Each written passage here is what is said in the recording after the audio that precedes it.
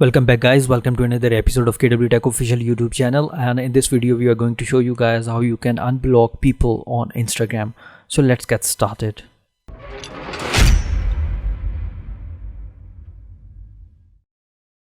First of all, what you need to do is you have to open your Instagram application, and here you see Instagram is open in front of you. Now click on the profile icon, and after that your profile is open. Now click on the followers, and here you will see all the followers you have. And first of all, we need to block any one follower from here, so you can select any one of them, and like Asad Ali, we are going to block this contact and block Asad Ali, and then click on the block blue button. So here you see this follower is blocked on our account. So how we can unblock it? So it's really simple. First of all, click on these three parallel lines, then click on settings, and after that click on the privacy and scroll down. At the bottom you will see blocked accounts. Click on it, and here you will see your contacts.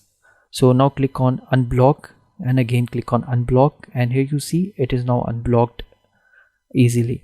So I hope that this video will be helpful for you. If you find it helpful, do subscribe our channel KW Tech official. Inshallah we will meet you again in the next video. Take care and have a nice day.